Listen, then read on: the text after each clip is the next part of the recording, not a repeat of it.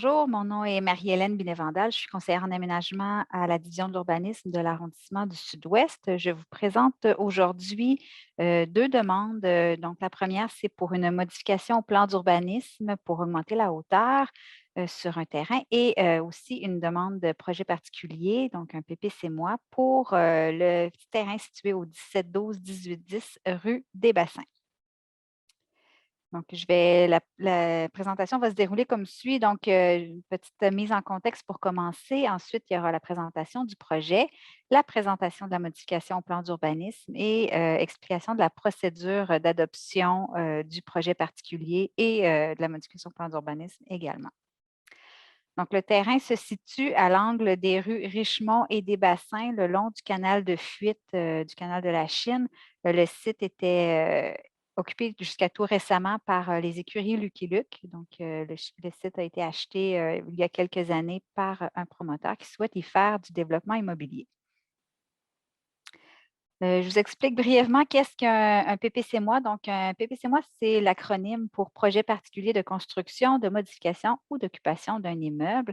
En fait, c'est un pouvoir discrétionnaire qui relève du conseil d'arrondissement qui lui permet d'autoriser des projets qui ont des paramètres dérogatoires au zonage à certaines conditions.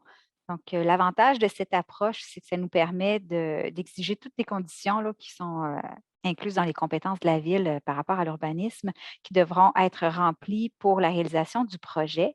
Ça permet d'atteindre les objectifs du plan d'urbanisme ou du PPU Griffintown, là, dans le cas où on se trouve, qui ne sont pas autrement imposés par des mesures réglementaires. C'est d'ailleurs cette approche-là qui est préconisée par le PPU Griffintown. Donc, c'est tout à fait normal de voir se multiplier dans le quartier des demandes de PPC-moi. C'est ce qu'on souhaite faire.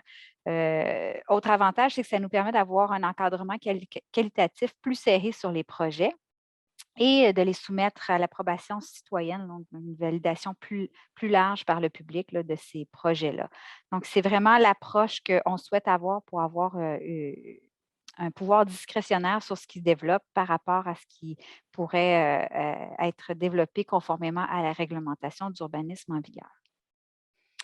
Un petit graphique ici qui tente de vous expliquer en images ce qu'est un projet particulier. Donc, il y a différents niveaux de réglementation d'urbanisme à la Ville de Montréal. Le premier niveau, ça va être le plan d'urbanisme. Donc, il y a des paramètres de hauteur, de densité d'implantation et d'affectation du sol qui sont très, très larges, plus permissifs. Et en contrepartie, au zonage, au niveau de l'arrondissement, on a d'autres paramètres qui sont beaucoup plus restrictifs, là, qui viennent restreindre le développement. Dans le cas de Griffintown, on a d'ailleurs imposé des paramètres de zonage beaucoup plus restrictifs, justement pour passer par projet particulier, pour pouvoir négocier certaines exigences quand on développe des projets dans le quartier.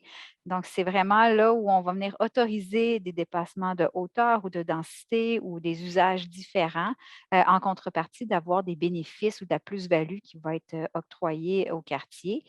Une fois que cette étape-là est franchie, le projet particulier, bien le projet est soumis là, à l'approbation PIA, donc qui révise la qualité architecturale du projet. Et ensuite de ça, on a un projet qui pourra se réaliser dans le quartier.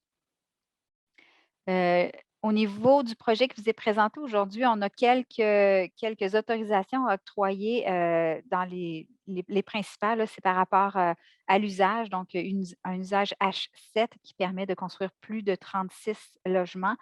Au zonage, on limite ça à un maximum de 36 logements, d'où le fait, je vous expliquais, là, d'avoir un levier de négociation avec les promoteurs. On est conforme au plan d'urbanisme qui identifie un secteur mixte, donc autant résidentiel que commercial pour le quartier. Au niveau de la hauteur, le projet propose une hauteur de 60 mètres, d'où la modification au plan d'urbanisme qu'on doit faire dans ce cas-ci. Au plan d'urbanisme, la hauteur maximale, elle est de 25 mètres. Au zonage, on avait une hauteur maximale de 20 mètres. Donc, on cherche à aller autoriser un 60 mètres de hauteur. Je vous explique un peu plus loin. Là, c'est surtout pour nous permettre de protéger une vue sur le Mont-Royal qui est identifié au plan d'urbanisme. En contrepartie, le projet propose un taux d'implantation très faible, très bas, là, à 45 mais qui est quand même dans les limites de ce qui est autorisé, et une densité de 5,2, là, ce qui est la densité générale des projets qui se développent dans le quartier. Là, on est toujours autour de 5, 5,5. Donc, je vous présente maintenant le projet. Donc, la demande de PPC-Moi vise essentiellement à démolir les bâtiments qui sont présents sur le site pour autoriser la construction d'un bâtiment résidentiel de 295 logements avec un local commercial au rez-de-chaussée. Vous avez ici là, la description des typologies de logements. Ces chiffres-là pourraient varier là, avec l'évolution des plans pour construction, mais en gros, là, on vise un 10 de logements familiaux à 3 chambres, un 20 de logements famille et le reste une chambre à coucher et des studios. Donc, les hauteurs du projet vont varier de 12 à 60 mètres, donc un 4 à 20 étages. La densité réelle du projet va être autour de 5,1. Le taux d'implantation de 45. Il devrait y avoir entre 100 et 125 stationnements pour voitures. Le projet prévoit une cession de 10 du terrain pour fin de parc et ainsi qu'une servitude de passage le long du canal de fuite. Et l'intention du promoteur, en vertu du règlement pour le logement social, le règlement pour une métropole mixte, c'est de faire un projet clé en main pour le logement social au 1919 rue William, là, qui est un terrain très à proximité du site. Donc, je commence par vous expliquer les particularités de ce site-là. Donc, c'est une forme atypique triangulaire qui longe le canal de fuite pour lequel il y a une bande riveraine qui doit être respectée, donc aucune construction dans la bande riveraine et des percées visuelles sur le Mont-Royal. Donc, on peut voir ici là, sur la fiche du bilan des vues réalisé en 2019 par la Ville de Montréal, la vue du canal de la Chine qui a été prise à partir de l'immeuble de la Red Pat a été beaucoup altérée dans les dernières années, là, autant par des projets dans Griffintown que des projets dans l'arrondissement Ville-Marie. Donc, il reste 2 cônes de visibilité qu'on peut voir ici en bleu qui traversent le site. Là. Le site est vraiment le premier terrain au départ de cette vue-là. Donc, ce qu'on a cherché à faire avec le requérant, le promoteur, c'est de préserver, de garder intactes ces 2 percées visuelles-là qui restent sur le Mont-Royal et de concentrer toute la construction, les superficies, la densité sur le résiduel du terrain le long de la rue Richemont afin de vraiment dégager le reste de l'espace. Au niveau du contexte d'intégration de ce projet-là, donc on est situé là, le long, près du canal La Chine, le long du canal de fuite. On peut voir que tout autour, il y a une diversité de projets qui se sont construits, qui sont encore en construction en ce moment. Donc, le voisin à l'ouest, qui est le 50 des Seigneurs, le projet Le Canal, qui a une hauteur qui a été autorisée jusqu'à 44 mètres au plan d'urbanisme, qui a fait l'objet, lui aussi, d'une modification au plan d'urbanisme et d'un projet particulier. Sinon, le voisin en face, qui est le quartier général de Prével, qui a une hauteur de 25 mètres. En général, c'est beaucoup des hauteurs de 25 mètres, là, telles qui sont conformes au plan d'urbanisme. Et sinon, plus loin à l'est, on a le projet de Basse phase 5, là, où on a un immeuble de 60 mètres le long de la rue du Séminaire. Donc, les hauteurs varient beaucoup là, dans ce secteur-là, entre 25 et 60 mètres. Donc, le projet s'inscrit dans ces hauteurs variées-là. Le projet est occupé par quelques bâtiments en ce moment, donc qui doivent être démolis. Là. Les années de construction varient du tournant du siècle avec des constructions plus récentes. Là. Il y a un des hangars qui a été construit plus récemment là, dans les années 80-90. La démolition des bâtiments est recommandée en raison notamment de leur état de délabrement avancé. Là. Il y a plusieurs problèmes structuraux dans ces bâtiments-là. Bien sûr, là, vu leur état et leur structure, c'est impossible de les convertir ou de les intégrer au projet. Et aussi, il y a tout un enjeu de réhabilitation des sols, là, de la décontamination du terrain. Donc, il y a des sols contaminés qui se retrouvent sous les bâtiments. Ce serait trop complexe et dispendieux là, de maintenir et d'aller travailler en sous-œuvre pour maintenir ces bâtiments-là. D'autant plus qu'ils n'ont aucune valeur patrimoniale reconnue malgré certaines qualités architecturales de certains d'entre eux, là, notamment celui en briques. Je fais un petit retour sur la démarche d'urbanisme collaboratif qui a eu lieu dans les années 2018-2019, là, où on a travaillé avec un comité de travail et puis on a fait une soirée d'information aussi pour questionner la population sur ce qu'ils souhaitaient pour l'avenir du secteur. Donc, le fait saillant de la démarche qu'on a réalisée en collaboration avec l'organisme Vivre en Ville, c'était le souhait de voir un espace vert sur le site des écuries, là, soit en totalité ou en majorité. Donc, c'était vraiment le consensus le plus important de cette démarche-là. Malheureusement, c'est un terrain privé. C'est impossible pour la ville ou l'arrondissement d'acquérir ce terrain-là pour en faire un parc. Donc, on a travaillé autrement avec le propriétaire pour tenter de répondre à cette demande-là issue de la démarche. Donc, on a aussi, par le fait même, ben, on sait qu'on travaille avec des modifications de hauteur là, pour euh, rencontrer cette volonté-là de dégager un maximum d'espace au sol pour le verdissement, là, des discussions sur la hauteur qui ont eu lieu également avec notre comité de travail dans le cadre de cette démarche-là. En 2019, on avait suspendu les procédures de modification réglementaire pour nous permettre de poursuivre la réflexion, là, parce que ça soulevait beaucoup de questionnements au sein de l'arrondissement par rapport à la forme urbaine et par rapport aussi au potentiel économique du quartier.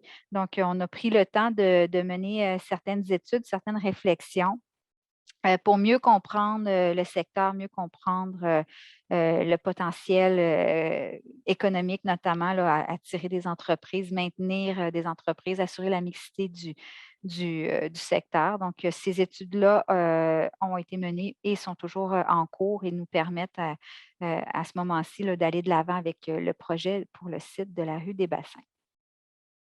Je vous présente ici l'implantation du projet. Donc, comme je vous le mentionnais, là, le bâtiment est vraiment s'implante là, à l'angle des rues des Bassins et Richemont là, afin de dégager tout l'espace du terrain qui est plus à l'ouest afin de préserver les vues vers le Mont-Royal. Donc, on a une volumétrie très, très variée là, qui va en gradation avec une première partie à 4 étages et graduellement, on va monter jusqu'aux 60 mètres, 20 étages à l'angle des rues des Bassins et Richemont. Ce qui nous permet de maximiser vraiment le verdissement sur le site, autant pour la cour de l'immeuble que de créer un jardin de rue et il y aura cession pour fin de parc de la pointe du terrain, là, ce qui nous permet d'avoir une percée dans l'axe de la rue Saint-Martin vers le canal de fuite, vers le parc archéologique et de retravailler là, tout le seuil d'entrée de ce parc de la Ville de Montréal qui devra faire l'objet d'un réaménagement dans les prochaines années. Vous voyez ici en volumétrie les perspectives du projet. Donc, vraiment une volumétrie qui se veut en gradation de hauteur, là, un basilaire de 4 étages qui permet de consolider l'échelle humaine sur la rue des Bassins et des volumes qui s'ajoutent en hauteur, là, qui permet d'exploiter le potentiel de densité du terrain tout en maximisant le verdissement et en offrant au quartier un espace public de qualité. Différentes vues ici qui permettent d'apprécier là, l'intégration du projet au cadre bâti existant. Donc, ici, on a une vue de la rue des Bassins vers l'est, là, où on peut voir au loin là, le bâtiment de 60 mètres qui est actuellement en construction. Comment le projet du site des bassins s'intègre dans tout ça avec ses modulations de volume, ses retraits de façade également là, qui permettent d'assurer un encadrement à échelle humaine de la rue. Ici, on a sur la même rue en regardant vers l'ouest, là, où on voit au loin, en fin de perspective, la minoterie, le projet 50 des Seigneurs, le projet Le Canal. Ici, le fait qu'on augmente la hauteur à 60 mètres, ce qui nous permet de dégager complètement là, à l'angle des rues des Bassins et des Seigneurs là, pour retravailler le seuil d'entrée du parc archéologique de la Pointe des Seigneurs et cet espace-là sera cédé à la ville pour fin de parc. Et on voit ici là, ce même dégagement très important là, qui nous permet d'avoir un maximum de verdissement sur le site. Je reviens un petit peu sur la vue, une superposition des vues qui sont à préserver avec l'implantation du volume. Donc, vous pouvez voir ici là, le volume qui est restreint à 4 étages dans le cône de vision intact vers le Mont-Royal et toute la hauteur est déployée là, sur le reste du site. On voit ici en hachuré la portion du site qui sera cédée pour fin de parc à la Ville de Montréal. Et ici, on peut voir là, en perspective comment cette volumétrie-là nous permet là, de préserver la vue vers le Mont-Royal, vers le massif du centre-ville. Donc, au bénéfice de tous, cette augmentation de hauteur-là nous permet de préserver des vues autant vers le centre-ville, vers le Mont-Royal, qu'à partir du quartier vers le canal. Je vous donne l'exemple, un comparatif de si on avait fait un projet à 25 mètres tel qu'on les fait tout le temps dans Griffintown. Donc, quand on est dans l'axe de la rue Saint-Martin, si le projet 25 mètres conforme au plan d'urbanisme avait été autorisé, voici ce qu'on aurait vu là, en empruntant la rue Saint-Martin, en regardant vers le sud, comparativement à l'augmentation de hauteur à 60 mètres, ce que ça nous permet de faire, c'est de dégager tout l'espace qui nous permet d'apprécier la vue vers le canal, vers les bâtiments qui sont même situés au sud du canal vers la Red Path. Vous voyez ici en coupe, donc une vue vers l'est. Là. On a ici la rue des Bassins. On regarde vers l'est, donc on peut voir que la hauteur de 60 mètres là, s'inscrit dans le massif de hauteur qui a été créé dans Griffintown là, avec les bâtiments de 60 mètres sur le site des Bassins du Nouveau-Havre, le long de la rue du Séminaire. Donc, on s'inscrit dans cette même gradation de hauteur-là qui diminue vers le canal et vers la rue Notre-Dame. Et si on regarde vers le nord, bien là, on peut voir la modulation des hauteurs là, dans le quartier là, qui passe de 40 mètres pour le 50 des Seigneurs à 60 mètres ici. Un peu plus loin, on pourrait voir le 60 mètres, le long de la rue Séminaire. Et encore plus à l'est, là, on peut monter jusqu'à 70 et 80 mètres. Les intentions du promoteur, à ce moment-ci, sont de faire une contribution en vertu du règlement pour une métropole mixte par la réalisation d'un projet clé en main pour le logement social. Là, je vous mentionnais plus tôt dans la présentation, là, ça serait au 1919 rue William. Donc, le terrain accueillerait là, les unités nécessaires à la contribution au règlement pour une métropole mixte. Vous voyez ici l'étude d'ensoleillement du projet. Donc, l'impact d'ensoleillement avec ces hauteurs-là, c'est sûr qu'il y en a. Par contre, elles sont quand même mitigées. L'impact sur le voisin au nord se fait essentiellement le matin. Déjà à midi, les façades commencent à être dégagées et en après-midi, là, l'impact se fait plutôt sur la rue Richemont. Je vous parlais plutôt de session pour fin de parc. Donc, ici, sur le plan d'implantation, vous voyez en rouge là, la portion la plus à l'ouest, là, c'est la partie de terrain qui sera cédée pour fin de parc à la Ville de Montréal.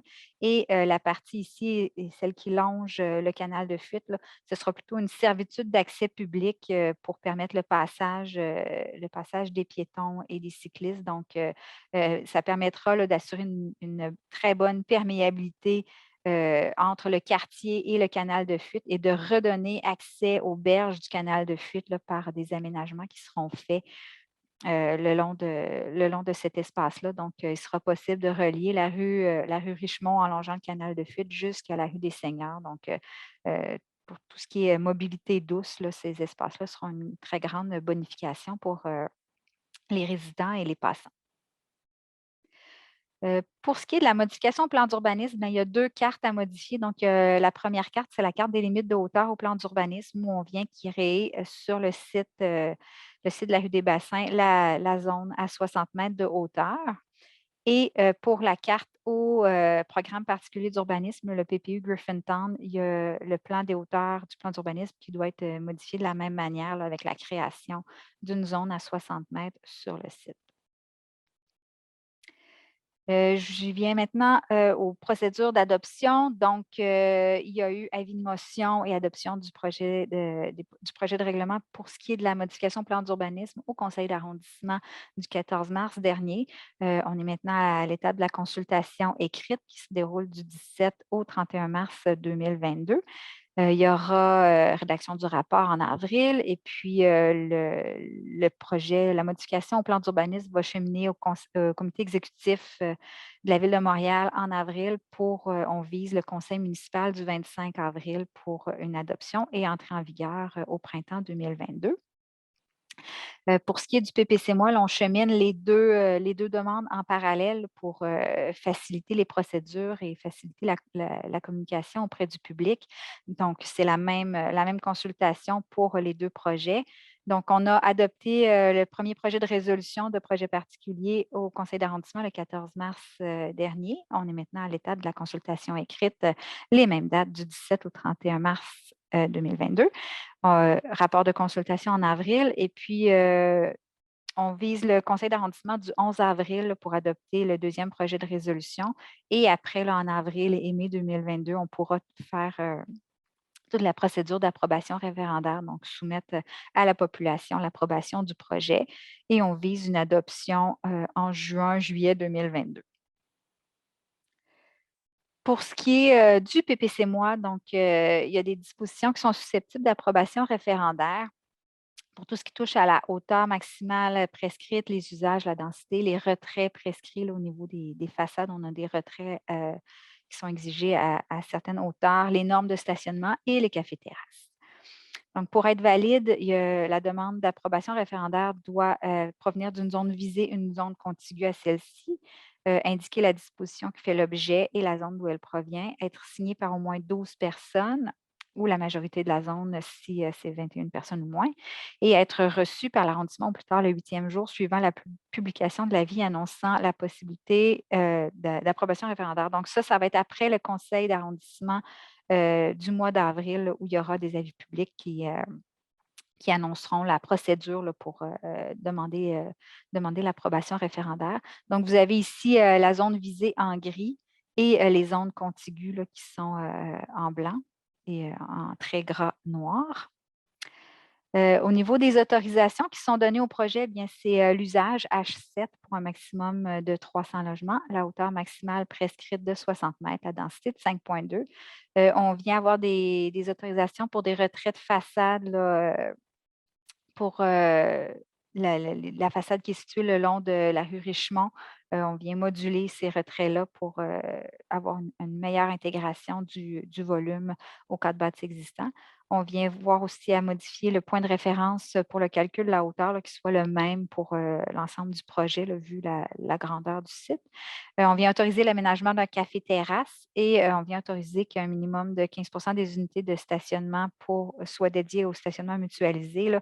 Actuellement, notre norme réglementaire dit 15 en fonction du nombre de logements, mais ça va plutôt être calculé en fonction du nombre de stationnements qui seront aménagés. Je poursuis avec les autorisations, donc la distance minimale entre chaque arbre qui va être réduite là, pour permettre la plantation d'un maximum d'arbres.